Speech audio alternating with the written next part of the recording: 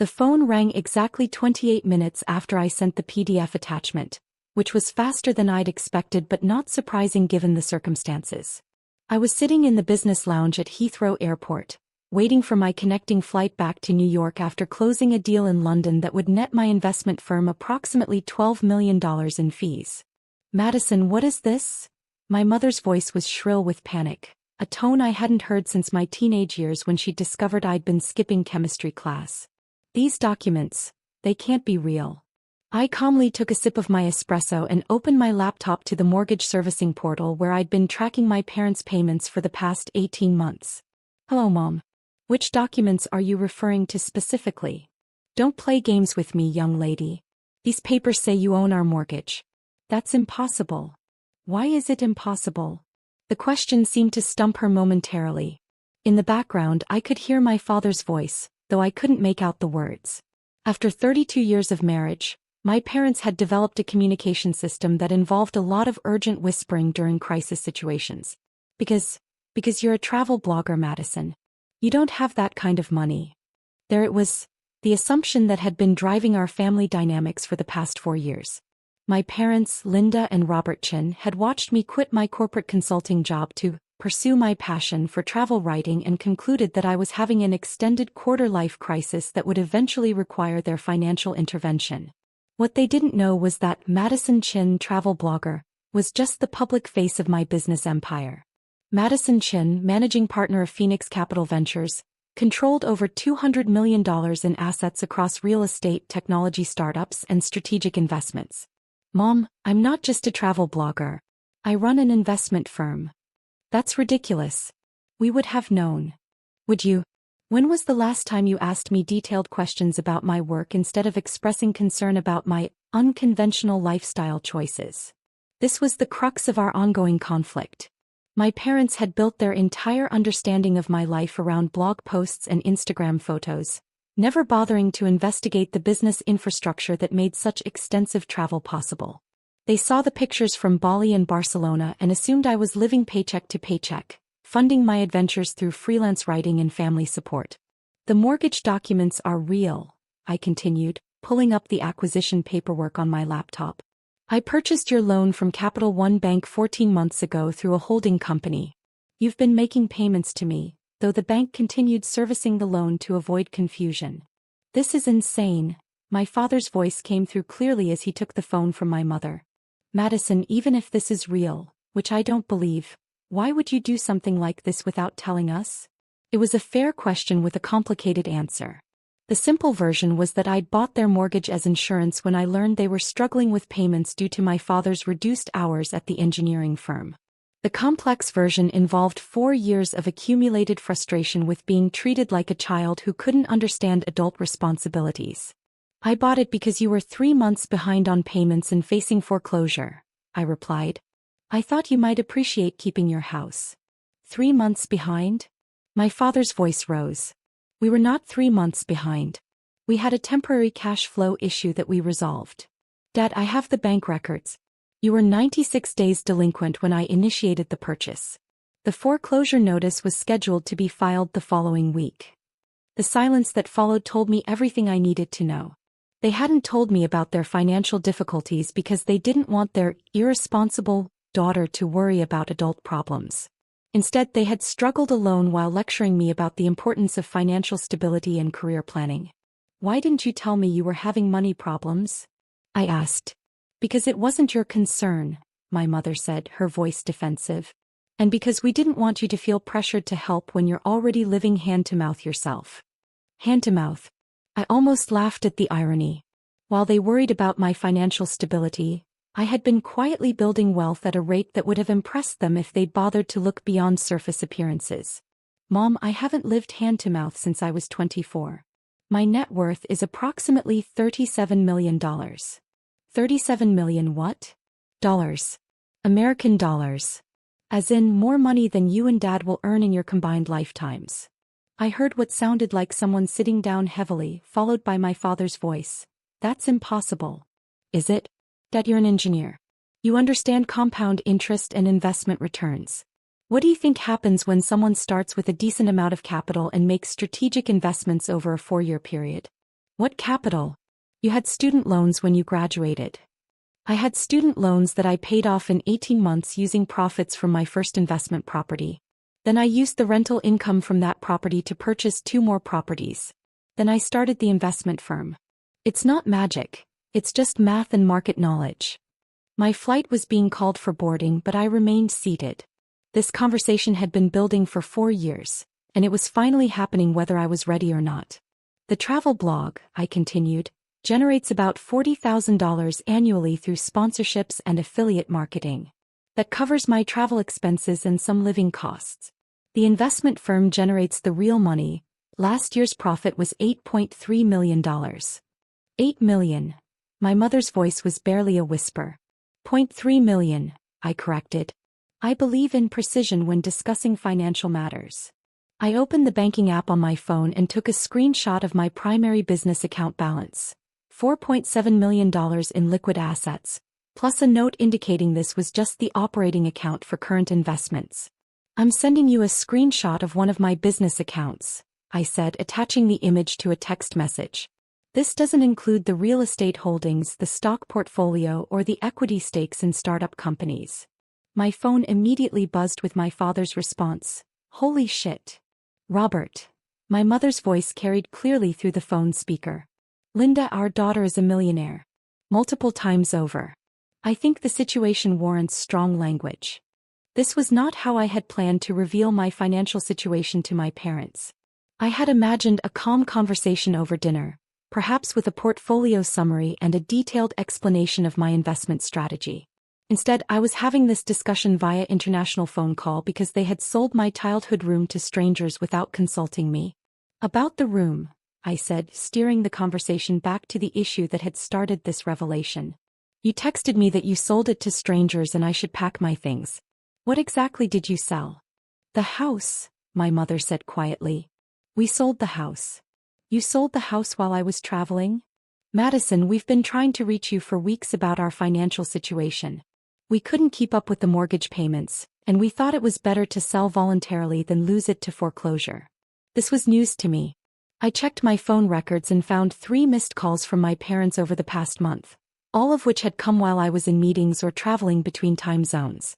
I had made a mental note to call them back but had gotten distracted by work demands. Who did you sell it to? A development company. They're planning to tear it down and build condominiums. I felt a cold knot form in my stomach. The house where I'd grown up, where my parents had lived for 23 years, was going to be demolished because they were too proud to ask their struggling daughter for help. How much did they offer? $420,000. It's below market value, but we needed to close quickly. I opened my laptop and pulled up the recent comparable sales in their neighborhood. Houses similar to theirs were selling for between $580,000 and $640,000. The development company had taken advantage of their desperation to acquire the property for significantly less than its actual value.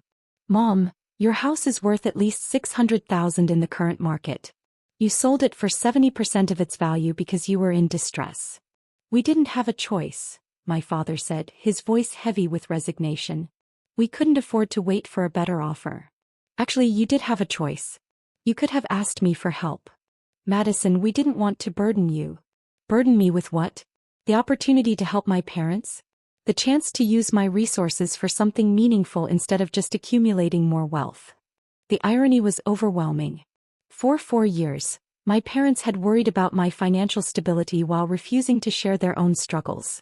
They had lectured me about the importance of saving money and building a secure future while hiding the fact that they were facing foreclosure. When is the closing scheduled? I asked. Tomorrow, my mother replied. We're supposed to sign the final papers and vacate by the weekend. I looked at my boarding pass. My flight would land in New York at 6 p.m. local time, giving me roughly 14 hours to unravel a real estate transaction that had been in progress for weeks. Don't sign anything, I instructed. I'm going to fix this. Madison, you can't just. Mom, I own your mortgage. That means I have a legal interest in any sale of the property. The development company can't complete the purchase without my approval as the lien holder. This was true, though I hadn't thought about it until this moment. When I purchased their mortgage, I had acquired certain rights regarding the property, including the ability to block sales that didn't satisfy the loan balance. But we already signed the purchase agreement, my father protested. Purchase agreements are contingent on clear title and lien satisfaction. If I don't release the mortgage, they can't complete the sale. I was already pulling up contact information from my real estate attorney while talking. This would require some creative legal maneuvering, but it was definitely possible. I need to make some phone calls, I said. Don't communicate with the development company or sign any additional documents until you hear from me. And Mom? Yes. Next time you're having financial difficulties, please call me. That's what family is for. After ending the call, I spent the next hour coordinating with my attorney, my banker, and a real estate broker in my parents' area. By the time my flight boarded, I had initiated the process to block the sale and arranged for a proper market evaluation of the property. The flight back to New York gave me time to think about the deeper issues underlying this situation. My parents had nearly lost their house because they were too proud to ask for help from someone they perceived as financially unstable. Meanwhile, I had been so focused on building my business empire that I hadn't noticed they were struggling. Somewhere over the Atlantic, I made a decision that would change our family dynamics permanently. I landed at JFK at 6:47 p.m. and immediately called my parents from the taxi. The sale has been blocked, I announced without preamble. The development company can't complete the purchase without my approval, and I'm not giving it. Madison, what does this mean for us? My mother asked. We still can't afford the house payments. It means you don't have to worry about house payments anymore, I replied. I'm officially transferring ownership of the property to you, free and clear. No mortgage, no monthly payments, no debt. You can't do that, my father protested. It's too much money. Dad, the outstanding mortgage balance is $218,000. I made more than that in profit last week from a single investment. For me, this is like you buying someone a nice dinner. But Madison. No buts. This is happening whether you like it or not. The only question is whether you'll accept it gracefully or make it difficult for everyone involved. My parents were quiet for a long moment, probably trying to process the fact that their irresponsible daughter was casually giving them a house worth $600,000. There is one condition, I continued. You have to stop treating me like a child who doesn't understand money. I've been managing my own finances for over a decade, and I've been more successful at it than either of you realized. We never meant to, my mother started. You did mean to, I interrupted gently. You meant to protect me from what you perceived as adult responsibilities because you thought I was incapable of handling them. But Mom, I've been handling responsibilities that would stress out most adults. Over the next 2 hours, sitting in my Manhattan penthouse apartment, another fact about my life that would probably shock them, I walked my parents through my actual financial situation. I showed them my business portfolio, my investment strategy, and the scope of Phoenix Capital Ventures. You own part of 17 different companies? My father asked, scrolling through the investment summary I'd emailed. Controlling interests in some cases, minority stakes in others. The portfolio is designed for both growth and stability. Some high-risk startups balanced by secure real estate investments and established businesses. And the travel blog? Started as a way to document my business travels and evolved into a legitimate income stream. I write about the places I visit for work and people assume I'm just a travel blogger. It's easier than explaining international investment management to strangers. My mother's voice was small when she spoke next.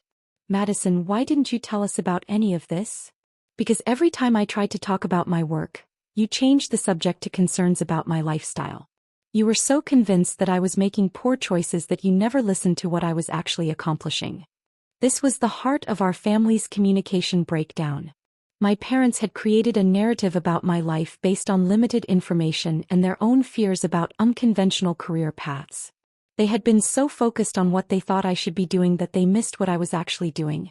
When I quit consulting to start the investment firm, you staged an intervention to discuss my quarter-life crisis. When I bought my first property, you warned me about the dangers of debt. When I started traveling internationally for business, you lectured me about the importance of stability and settling down. We were trying to help, my father said defensively. You were trying to fix something that wasn't broken. Dad, I left consulting because I was making more money from my side investments than from my salary. I bought property because I understood the market opportunity. I started traveling because my business required international partnerships. The conversation continued for another hour, with my parents gradually accepting that their assumptions about my life had been completely wrong. It was like watching someone realize they'd been reading a map upside down for years. "Madison," my mother said finally, "I owe you an apology. We've been treating you like you didn't know what you were doing when you clearly knew better than we did." "Mom, I don't need an apology. I need you to start seeing me as an adult who's capable of making good decisions." "But the house, giving us the house, that's too generous." "No, it's not. You know what would be too generous? Buying you a mansion in the Hamptons. Giving you your current house, which you've been paying on for 23 years, is just correcting an injustice." 3 days later, I flew home to oversee the final paperwork. My parents met me at the airport, and for the first time in years, they looked at me like they were seeing an adult daughter instead of a wayward child who needed guidance. At the title company, we signed the documents transferring full ownership of the house to my parents. The development company had tried to challenge the mortgage blocking, but my attorney had made it clear that they had no legal recourse. "So what happens now?" my father asked as we left the title office. "Now you live in your house without worrying about mortgage payments," I replied. "And hopefully we start having conversations about my actual life instead of the life you think I should be living." That evening we had dinner in the kitchen where I'd eaten thousands of meals growing up. But this time, instead of fielding questions about when I was going to get serious about my career, I found myself explaining investment strategies and international business development. "Madison," my mother said as we cleared the dishes, "can I ask you something about your business?" "Of course. Do you enjoy it? All the travel, the investments, the responsibility." It was the first time she had ever asked me if I was happy with my choices rather than expressing concern about them. "I love it, Mom. I love the challenge of identifying good investments, the satisfaction of helping startups grow, the excitement of international travel. I love building something that's mine." She nodded slowly. "I think your father and I got so focused on traditional measures of success that we forgot to ask if you were building your own version of success." 6 months later, my parents came to visit me in New York. They stayed in my penthouse, toured my office, and met some of my business partners. My father was particularly fascinated by the technology startups in my portfolio, while my mother enjoyed meeting the entrepreneurs I'd helped fund. "You know," my father said on their last evening, "I'm proud of what you've built. I should have said that years ago." "Why didn't you?" "Because it would have meant admitting that I didn't understand what you were doing. And because it's hard for parents to accept that their children have surpassed them." It was the most honest conversation we'd ever had about success, money, and family expectations. My parents still live in the house where I grew up, but now they host dinner parties where they proudly tell friends about their daughter's business achievements. My mother has become one of my travel blog's biggest promoters, and my father regularly sends me articles about investment opportunities he thinks I should consider. The room they had tried to sell to strangers is now my home office when I visit, equipped with everything I need to manage Phoenix Capital Ventures remotely. Sometimes the best revenge isn't revenge at all. It's proving that your choices were right while giving the people who doubted you the chance to celebrate your success. But the real victory wasn't the financial revelation or even saving the house. It was the moment my parents stopped seeing me as someone who needed to be fixed and started seeing me as someone they could learn from. Sometimes the most important gift you can give your family isn't money. It's the opportunity to know who you really are.